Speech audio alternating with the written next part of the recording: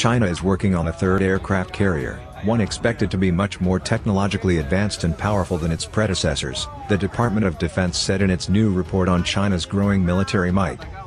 China has one carrier, the Liaoning, in service with the People's Liberation Army Navy. Formerly a Soviet heavy aircraft carrying cruiser, this vessel is the flagship of China's Navy.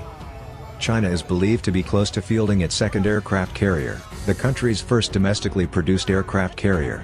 This new ship recently completed its fifth sea trial, and the Pentagon reported that this vessel will likely join the fleet by the end of 2019. While based on the Liaoning, the second carrier is slightly bigger, creating the potential for a larger carrier air wing, most likely consisting of the J-15 Flying Sharks, with which the Liaoning sails. Like the Liaoning, the Chinese Navy's newest carrier will use a ski jump-assisted short takeoff but arrested recovery launch system to sortie aircraft. Incorporating this new aircraft carrier into the fleet will be a major milestone, but that achievement may be overshadowed by a more impressive achievement in just a few years, the Department of Defense said in its latest report.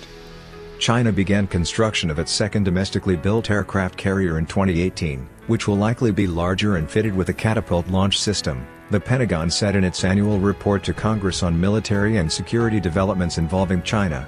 This design will enable it to support additional fighter aircraft, fixed-wing early warning aircraft, and more rapid flight operations. Catapult launch systems are much more effective than the ski jumps, which tend to put greater strain on the aircraft and tend to result in reductions in operational range, payload size, and ultimately the number of flights the onboard aircraft can fly. The new one is something that might be a little more interesting, a little more compelling, Matthew Funail, a fellow with the China Power Project at the Center for Strategic and International Studies, previously told Business Insider. If the third carrier does have some catapult-assisted launch system, that will be a huge step forward for China. They would very quickly have moved closer to what current technology is, he added. That's something that very few countries can do. That would put China in a very elite status. It is unclear if the catapult launch system will be steam-powered, like those on the US Nimitz-class carriers, or electromagnetic, like the catapults on the Ford-class carriers. It is also unclear whether or not the new Chinese carrier will be conventionally powered or nuclear-powered, like those of the US. China has expressed an interest in the latter, but the country may not have overcome the developmental hurdles to building one. China is focused on building a world-class military, and a key part of China's military modernization program is building power projection platforms, such as increasingly capable aircraft carriers.